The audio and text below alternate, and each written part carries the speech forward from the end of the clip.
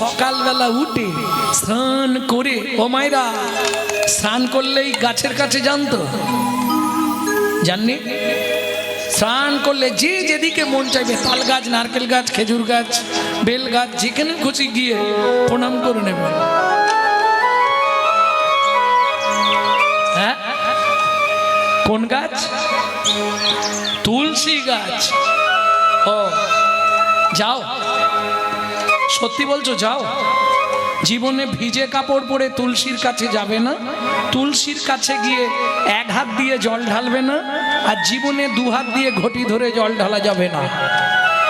এ কি সমস্যা? এক হাতেও নয়, দু হাতেও নয়, তাহলে ক হাতে ঢালবো? হ্যাঁ, এইখানটা ভালো করে ধরে রাখতে হবে যাতে হাতে ব্যথা না লাগে, তাই না? এখানটা ভালো করে ধরতে হবে না, এখানটাও হাত দেওয়া যাবে না। তাহলে ভালো করে বুঝে নিন, এই যে আপনি তুলসীকে জল দিচ্ছেন, এটা ঘুষ দেওয়া। হ্যাঁ, তুলসী তুলসী নারায়ণ, তুমি তুলসী বৃন্দাবন, তোমার শিরে দিলাম জল, অন্তিমকালে আমায় দিও স্থল। মানে গোলকে তুলসী হচ্ছে গেটে থাকবে, গেট কি বার, উনি ছাড়লে তবে গোলকে প্রবেশ করতে পারবেন। আগে থেকে ঘুষ দিচ্ছি। এইবার বলি, তুলসী গেট ছেড়ে দিল, সেখানে গেলে আপনাকে ঢুকতে দেবে না। কেন? চারজনকে সাক্ষী চাই। কে চারজন সাক্ষী দেবে? আপনি যে তুলসীকে জল দিয়েছিলেন, এটা সাক্ষী কে দেবে?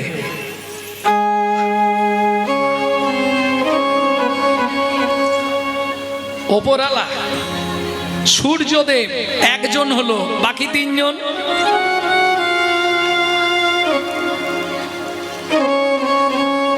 অত সোজা জিনিস নয়। বাকি তিনজনকে কে? তিনটে আঙুল, যখনই তুলসী গাছে জল দেবেন তিনটে আঙুল রেডি করে নেবেন আগে, এইভাবে তর্জনী, মধ্যমা, বৃদ্ধা। মিটে গেল। ঠিক কোনো এর অপোজিটে দেখুন একটা উঁচু জায়গা আছে, এই ঠিক এইভাবে তিন দিকে হাত দিন, তিনটে গর্ত আছে দেখুন। আমি থাকতে থাকতে দেখে নিন, ঝগড়া করে লাভ নেই। হ্যাঁ, তিন দিকে হাত দিয়ে দেখুন, তিনটে গর্ত, তিন ধারে। এই তিনজন সাক্ষী দেবে। এই তিনজন কে কে? ওপরে যমুনা, নিচে সরস্বতী। উপরে যমুনা, নিচে সরস্বতী। ওপরে যমুনা, নিচে সরস্বতী। উপরে যমুনা, নিচে সরস্বতী। পাশেতে গঙ্গা রয়, পাশেতে গঙ্গা বয়। কোন শুভ কাজ করিবার কালে, কোন শুভ কাজ করিবার কালে ত্রিবেণী সাক্ষী রয়।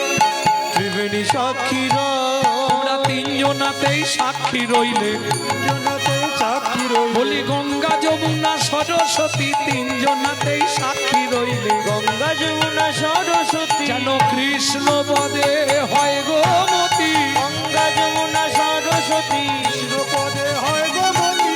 গঙ্গা যমুনা সরস্বতী জনেতেই সাক্ষী রইলে, জনেতেই সাক্ষী রইলে। বুঝে নেওয়া গেল?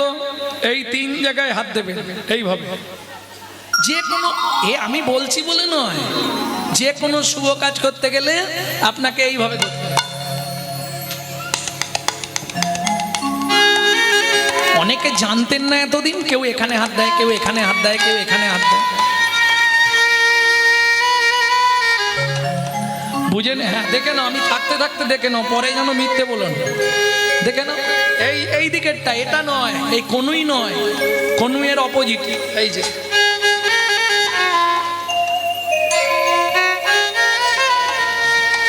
প্রেম সে বলো চৈতন্য মহাপ্রভু কি জয়। চলুন তুলসী গাছে জল দিয়ে এবার যাচ্ছে মিথিলায় সীতার বাবার কাছে। ও মন ময়না পাখি রে, রাধে কৃষ্ণ বল। ময়না পাখি রে,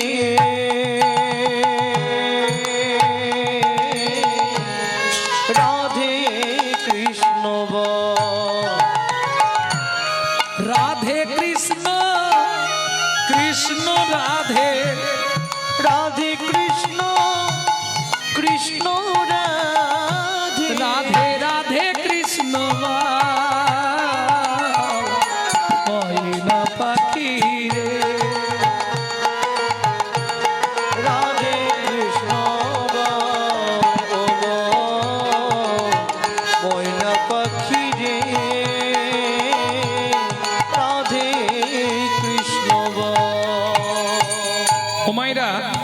গানটি শোনাচ্ছি, এই গানটি আমার দাদুর দাদুর লেখা, শশীভূষণ চক্রবর্তী গাইতেন। তারপরে গাইতেন দাদুর বাবা মাধব চক্রবর্তী, তারপরে গাইতেন দাদু যতীন্দ্রনাথ চক্রবর্তী, তারপরে গাইতেন বাবা কালীপদ চক্রবর্তী, এখন গাইছি আমি গৌরাঙ্গ সুন্দর চক্রবর্তী। সবাই আশীর্বাদ করুন, আমার পরবর্তী জেনারেশন তৈরি হচ্ছে, আমারই একমাত্র সম্পদ গৌরব কৃষ্ণ চক্রবর্তী। এটাই গৌর হরিবল। মধুর বলি মাতিয়ে তো প্রাণের ব্যথা মো হোক না শিথিল মায়ার বাঁধন, হোক না আধার ভোর। মধুর বুলি মাতিয়ে তোলো প্রাণের ব্যথা হোক না শিথিল মায়ার বাঁধন, হোক না আধার সবে হারায়ে পাই যেন আমি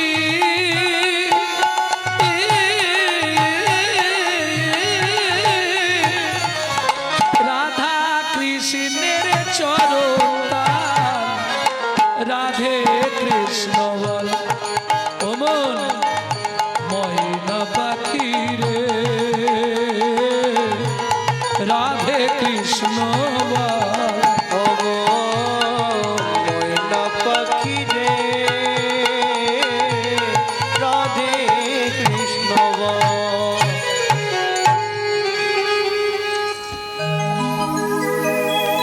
জয় হোক মিথিলা রাজা জনকের, জয় হোক। জয় হোক, জয় হোক। আরে কহর কি মনে করে? আহা, কি হয়েছে? আচ্ছা মন্ত্রী, একে নিয়ে গিয়ে গুছিয়ে খাই দাও, যাও। মহারাজ আমার জন্য বলিনি, তবে আমার স্ত্রী 8 মাসের গর্ভবতী, বাড়িতে নুনটা পর্যন্ত নেই। শোনো কহর, তুমি ভালো দিনে এসেছো। আজকে আমার রাজ্যে ভাগবত তত্ত্ব আলোচনা হবে, আর এই ভাগবত তত্ত্ব আলোচনায় যে জিতবে তাকে 10,000 স্বর্ণমুদ্রা দেয়া হবে। শোনো, যে হেরে যাবে তাকে ওই নদীর জলে ডুবিয়ে মারা হবে।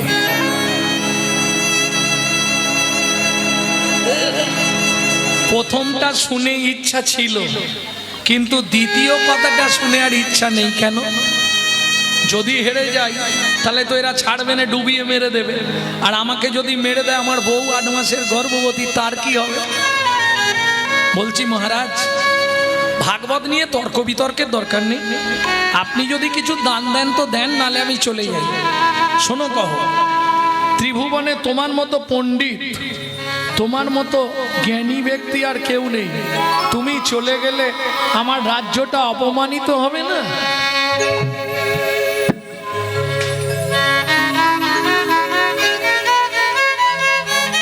বলছেন মহারাজ? বেশ, তাহলে হয়ে যাক। ভাগবত তত্ত্ব আলোচনায় বসলেন কবর, বারবার 3 বার বন্দি যে হারিল, বন্দি যে হারিল,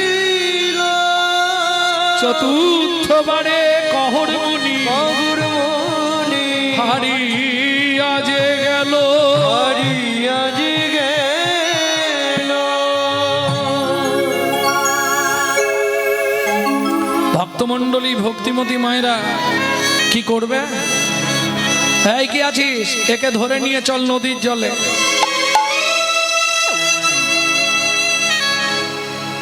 মাইক লাগলে বলবেন, যদি লাগে আমি দিয়ে দেবো।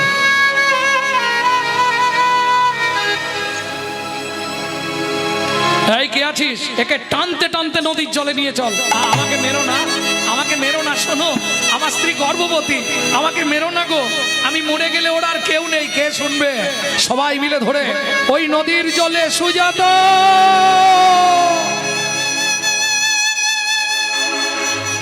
জনক রাজা বললেন, মন্ত্রী মহারাজ, ঘোড়ার গাড়ি ভর্তি করে চাল ডাল খাদ্যদ্রব্য আনাজ বাজার অর্থ অন্ন বস্ত্র কহর মুনির স্ত্রী সুজাতা দেবীকে তপবনে দিয়েছো। 8 মাসের গর্ভবতী মহিলা খেতে না পেয়ে যদি মরে যায়, পাপটা কিন্তু আমাদের হবে। ওমা, সন্তানের কোনো ক্ষতি হলে সবার আগে কে জানতে পারে? মা। ঠিক তেমনি সতী রমণী, স্বামীর কিছু হলে সে ঠিক বুঝে ফেলবে। গভীর রাত্রিতে হঠাৎ ঘুম ভেঙে গেল সুজাতা দেবী, তবে কি স্বামীর কোনো বিপদ হলো?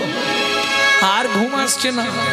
ভোরবেলা উঠে বাসি পাঠ সেরে স্নান করে ঠাকুর মন্দির মার্জন করে পথের দিকে তাকিয়ে বসে আছে। হঠাৎ শুনতে পেল ঘোড়ার গাড়ির শব্দ।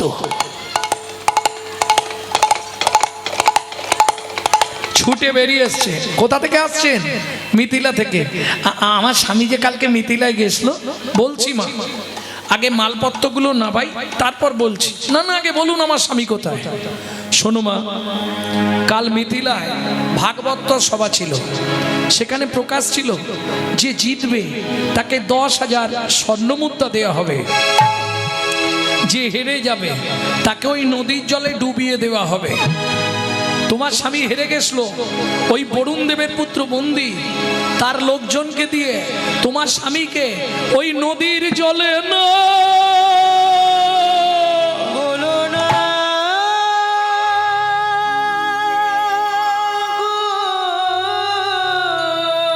ছুটতে ছুটতে গিয়ে নারায়ণ শিলার সামনে আছাড় খেয়ে পড়লো।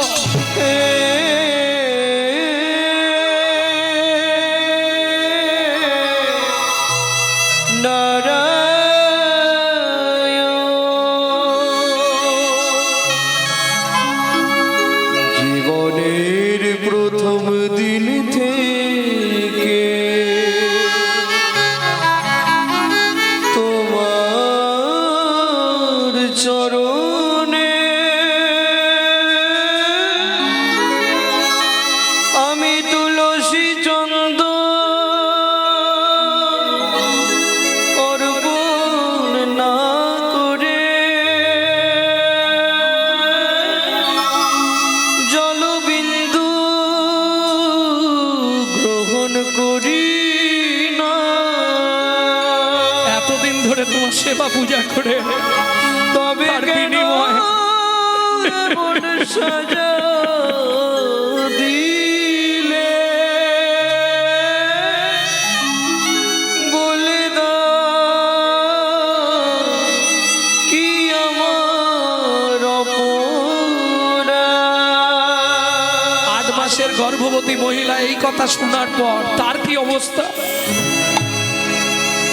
জীবনের প্রথম দিন থেকে তোমার চরণে তুলসী চন্দন না দিয়ে আমি জলবিন্দু গ্রহণ করি। তুমি আমার এত বড় সর্বনাশ করে দিলে দয়াময়। ও বিধি রে,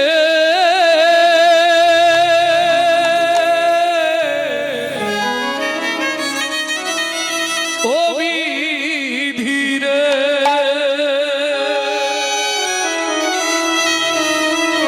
ও জুনদারির পাল্লা দুটো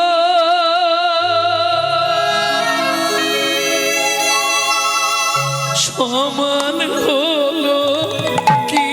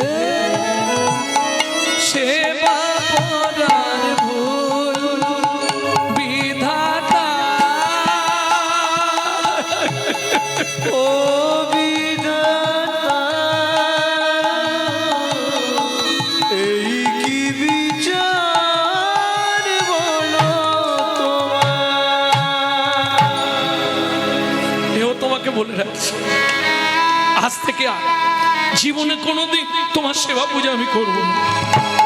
তুমি পাথর, তুমি পাষাণ, তুমি শিলাখণ্ড। আর একটা কথা শুনে রাখো, আমি 8 মাসের গর্ভবতী মহিলা। আমার সন্তানটা কার পরিচয় নিয়ে বাঁচবে? একে আমি পৃথিবী দেখতে দেবো না। এই মুহূর্তে তুমি যেমন আমার স্বামীকে নিয়ে নিয়েছো, আমিও এই মুহূর্তে ওই নদীর জলে ঝাঁপ দিয়ে মরবো। ও মা যা বললো তাই করলো। ছুটিতে ছুটিতে তবে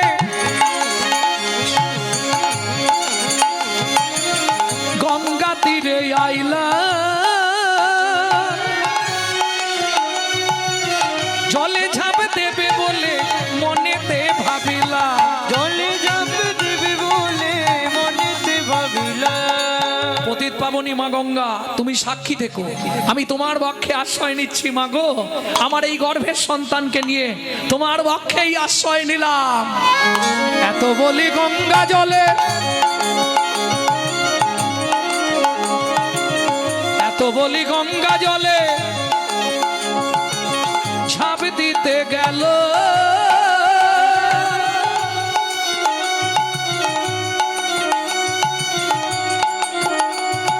গর্ভজাত শিশু তখন কাঁদিয়া উঠিল।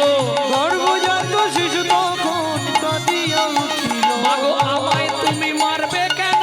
আমায় তুমি মারবে কেন? আমায় তুমি মারবে কেন? আমায় তুমি মারবে কেন? কি অপরাধ করেছি মা, আমায় তুমি মারবে কেন? আমি কি অপরাধ করেছি? কোন অপরাধে অপহরি কি অপরাধ করেছি মা? আমি কি অপরাধ করেছি মা? আমায় তুমি মারবে কেন? আমায় তুমি মারবে কেন? ও মামা, আমি তো কোনো অন্যায় করিনি বলো। আমি তোমার গর্ভে জন্মেছি, এটাই কি আমার অন্যায়? আমি তোমার গর্ভে এসেছি, এটাই কি আমার বড় ভুল? তুমি আমাকে কেন মেরে ফেলছো মা? কেন আমাকে, কেন তুমি আমাকে পৃথিবীর আলো দেখতে দিচ্ছ না মা?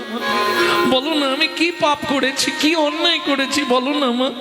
কোনো মার ঝাঁপ দিতে পারবে? পেটটা ধরে ওই ঘাটের ধারেই বসে পড়েছে। পাড়ার লোকেরা বোঝাচ্ছে, সুজাতা বাড়ি ফিরে চল। আর এই বাচ্চাটা হলে তাকে মনের মতো করে মানুষ করবি, সেটাও তো হবে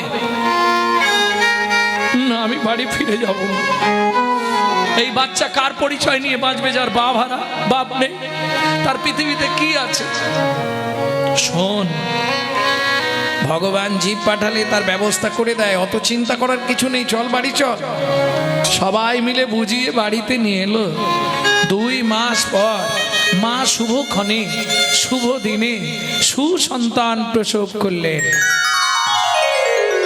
ভক্তমণ্ডলী, ভক্তিমতী মায়েরা, পুত্রহেরি পিতামাতা, পুত্রহেরি জগবাসীর আনন্দিত মন, পুত্রহেরি জননীর ঝরে দুনয়ন। মা কাঁদছে কেন? মায়ের কান্নার কারণ কি? বাবার অভিশাপটা ফলে যাবে না তো? এক চিন্তায় মা দিনরাত পাগল। দিন যায়, মাস যায়, দেখতে দেখতে 6 মাসের হয়ে গেল। এখনো সেইভাবে বোঝা যাচ্ছে না। তবে 6 মাস পেরিয়ে যখন 7 মাসে পড়ল, আস্তে আস্তে একটু করে বাঁকতে শুরু হচ্ছে বাচ্চাটা। 11 বছর পর্যন্ত দাঁড়াতে পারলো না, সারা শরীরে 8টা বাঁক হয়ে গেল।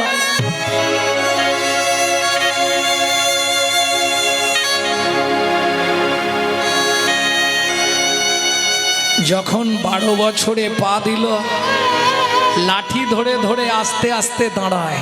মা, ও মা, কিরে আমাকে দেখলেই তুমি শুধু কাঁদো কেন মা? বলো না মা। সব দেবতার তুমি গোসা, পূজনীয় দেবী আমার।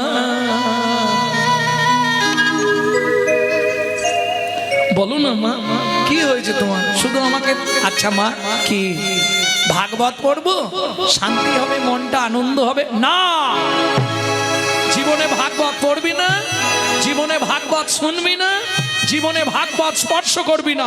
মা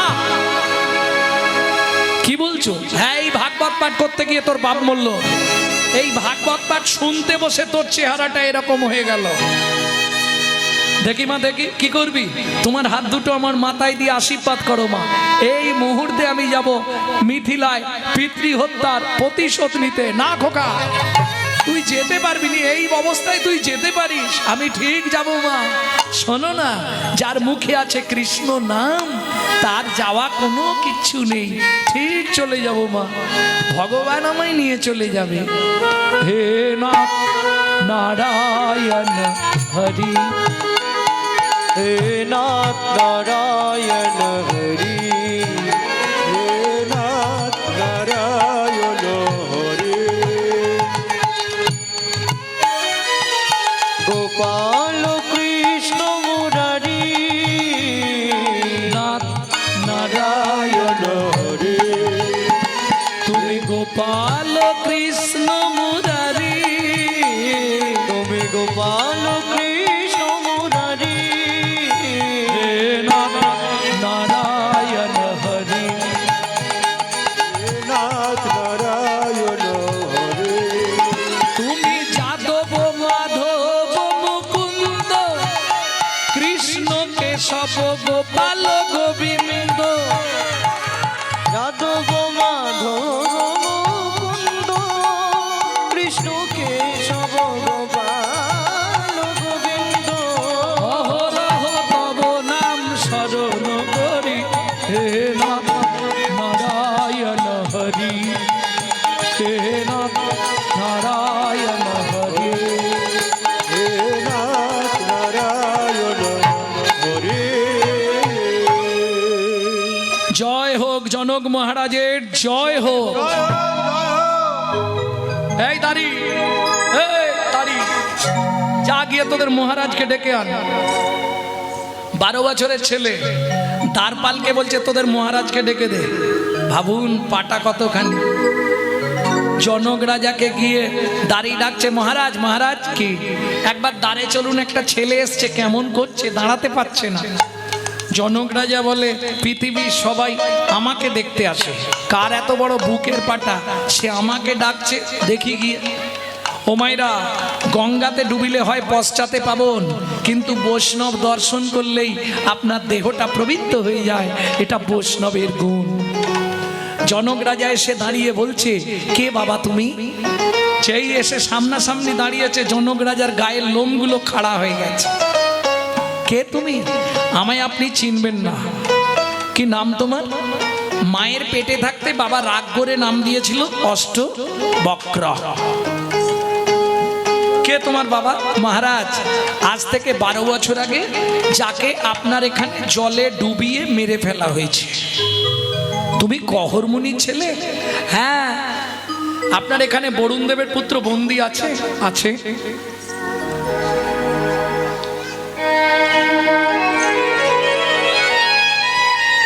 কহরমুনির পুত্র আমি। আপনার এখানে বরুণ দেবের পুত্র বন্দী আছে? আছে। ওকে একটু ডেকে দিন। ভক্তমণ্ডলী, ভক্তিমতী মায়েরা, এই যে মহতি নামযজ্ঞ হরিবাসর বলুন, ভাগবত সভা বলুন, যাই হোক, এ কিন্তু আপনাদের তিল তিল সঞ্চয়ের ধন দিয়ে। আমরা চায়ের দোকানে, মাঠে ঘাটে বহু পয়সা নষ্ট করে ফেলি, কিন্তু হিন্দু ধর্মকে বাঁচানোর একটাই পন্থা। কি করতে হবে? পবিত্র কৃষ্ণের নাম দিকে দিকে গাও, পবিত্র ধর্মের কথা সবারে শুধাও। দিন গেল রে, সন্ধ্যা হলো, দিন গেল রে, সন্ধ্যা হলো। পবিত্র কৃষ্ণের নাম দিকে দিকে গাও, পবিত্র কৃষ্ণের নাম সবারে শুধাও। দিন গেল রে, সন্ধ্যা হলো, দিন গেল রে, সন্ধ্যা হলো। তাই যদি আমরা হরিনামের বাসর একটা করে করি, কত খরচা বলুন তো? আর ভগবানকে 1 গুণ দিলে ফেরত কত? 1000 গুণ। বলা অন্য কিছু নয়, এই যে হরিনাম যজ্ঞ হরিবাসরগুলো চলছে আপনাদের দয়ায়, আপনাদের করুণায়। আমার কমিটির ভাইরা আপনাদের কাছে যাবে ভিক্ষাপাত্র নিয়ে, সবাই ভগবানের সেবার জন্যে মুক্ত হস্তে দান করবেন। সবার চরণে নিবেদন রইল। কারণ আমি আর 10 মিনিট থাকবো, হ্যাঁ চলে যাব। কারণ এটা নতুন করে আমাকে চাপানো হয়েছিল, আমার গান আছে অন্য জায়গায়, সেখানে গিয়ে গান ধরতে হবে। তবে আশা আকাঙ্ক্ষা অনেকেরই রয়ে গেল, সেটা আবার গোবিন্দ দিন দিলে পূর্ণ হয়ে যাবে, কথা দিলাম। প্রেম সে বলো চৈতন্য মহাপ্রভু কি জয়। এইবার চলুন শুনুন মহারাজ, ও তো ভাগবত মুখস্থ করে ভাগবত শিখেছে, আমি মায়ের পেট থেকে ভাগবত শিখে তারপর বাইরে বেরিয়েছি। বরুণদেবের পুত্র বন্দিকে ডাকা হলো, একদিকে 12 বছরের ছেলে, একদিকে 58 বছরের লোক, দুজন মুখোমুখি বসলেন ভাগবত তত্ত্ব আলোচনায়। ও মা, যে শ্লোকটাই বলে 12 বছরের ছেলে সেটাই খণ্ডন করে দেয়। শুনুন, আপনি শেষ যে শ্লোকটা বললেন সেটাও ভুল বললেন।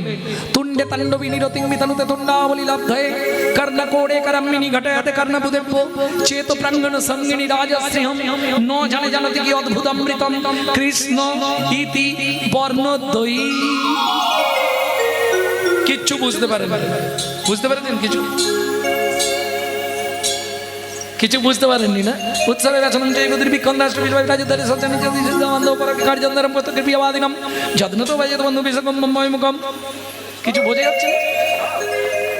সংস্কৃত বুঝতে একটু কষ্ট। ও মা, যে শ্লোকটা বললাম সেটা বলে দিই। তুণ্ডে তাণ্ডবিনী রতিং, তুণ্ড মানে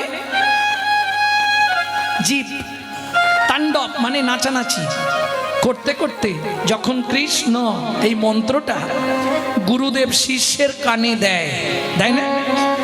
কর্ণমূলে যখন প্রবেশ করে, কর্ণা কোড়ে কারাম্মিনী ঘটায়াতে কর্ণা বুদেব, ভেতরে চলে যায়।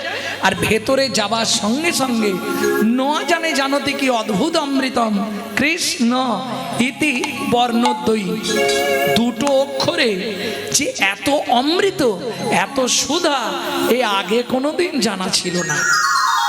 প্রেম সে বলো নিতাই গৌর হরি বল। সভাসদ পণ্ডিতরা বলে উঠল, অষ্টবক্র কি, অষ্টবক্র কি। আরে আমার জয় দিচ্ছ কেন? তুমি জলে ডুবে মরো, আমার বাবাকে ফিরিয়ে দাও।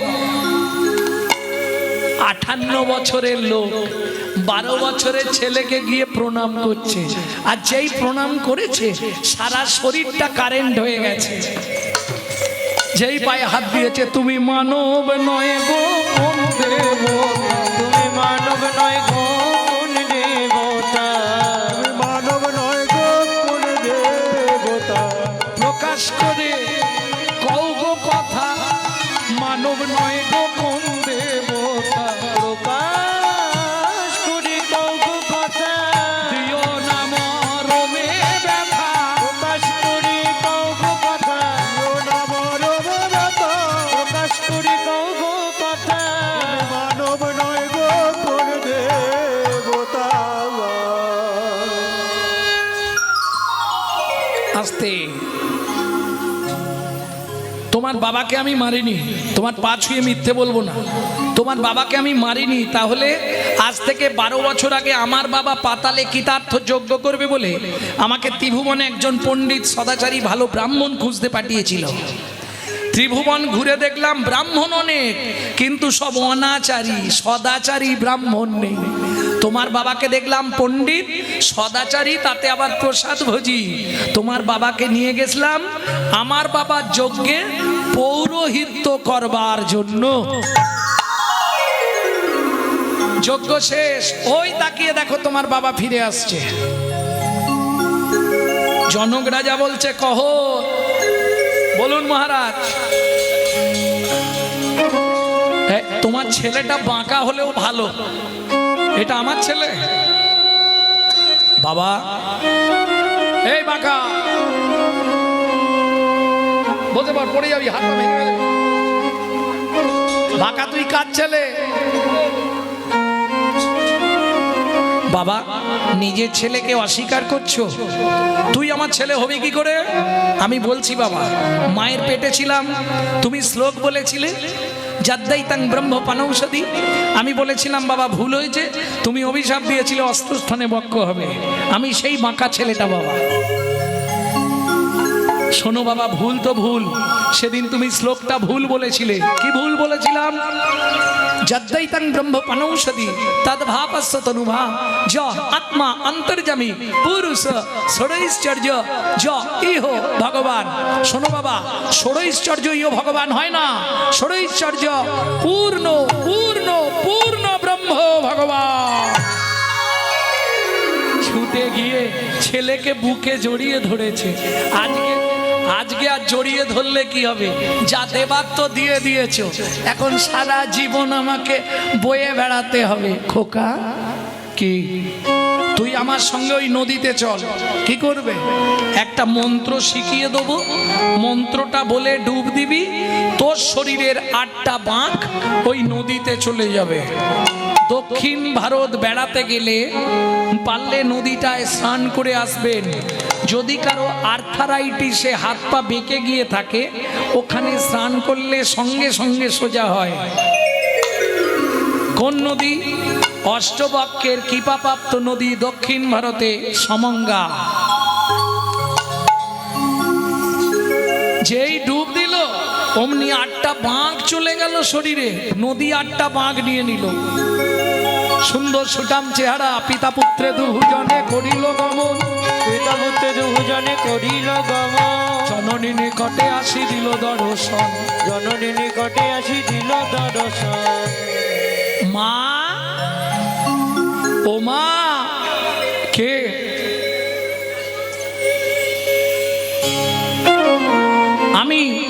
আমি বলে আমি অষ্ট, আর বক্ক বলছে না।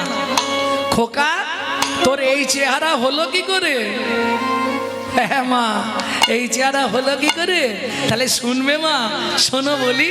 এক ভাগবত হয় ভাগবত শাস্ত্র। এক ভাগবত হয় ভাগবত শাস্ত্র। এক ভাগবত হয় ভাগবত শাস্ত্র। এক ভাগবত হয় ভাগবত শাস্ত্র। আর এক ভাগবত হয় ভক্তি রসের পাত্র। আর এক ভাগবত হয় ভক্তি রসের পাত্র। যার গৃহে নিত্য নিত্য ভাগবত হয়, যার গৃহে নিত্য নিত্য ভাগবত হয়, তাহার থাকে না মাগো মরণের ভয়। তাহার থাকে না মাগো মরণের ভয়। নিত্য নিত্য যেই জন করয়ে শ্রবণ। নিত্য নিত্য যেই জন করায় শ্রবণ। নিত্য নিত্য যেই জন করয়ে শ্রবণ। নিত্য নিত্য যেই জন করায় শ্রবণ। অন্তিমেতে পায় রাধা গোবিন্দ চরণ। অন্তিমেতে পায় রাধা গোবিন্দ চরণ। যার গৃহে একখানি ভাগবত রয়, যার গৃহে একখানি ভাগবত রয়, কোনো কালে কোনো দিন বজ্রপাত না হয়। কোনো কালে কোনো দিন বজ্রপাত না হয়। এক মনে এক ধ্যানে করিলে শ্রবণ। এক মনে এক ধ্যানে করিলে শ্রবণ। অনায়াসে হবে তার গোলকে গমন। অনায়াসে হবে তার গমন। ও মামা, সেদিন তুমি বলেছিলে খোকা জীবনে ভাগবত পড়বি না, জীবনে ভাগবত শুনবি না। আজকে কি বলবে? খোকা একটু ভাগবত পড়। ও মাইরা, এদিকে ধ্যান দিন। যেই পড়তে শুরু করলো অমনি কি হলো? ভাগবত শুনতে আসছে কারা? স্বর্গের সব দেবতারা। চলে সারি সারি দেবের কুমারী, দেবপত্নী গণ যত রে। চলে সারি সারি দেবের কুমারী, দেবপত্নী গণ যত রে। চলে সারি সারি দেবের কুমারে, দেবপত্নী গণ যত রে। অপ্সরায় অপ্সরী গন্ধর্ব কিরণরী। অপ্সরায় অপ্সরে গন্ধর্ব কিরণরী। আহা কহিব কত, তাবা কহিব কত। লক্ষ্মী সরস্বতী লইয়া ভগবতী, ভাগবত শুনিতে যাই গো লক্ষ্মী সরস্বতী লইয়া ভগবতী ভাগবত শুনিতে যায় গো আবার মুশিক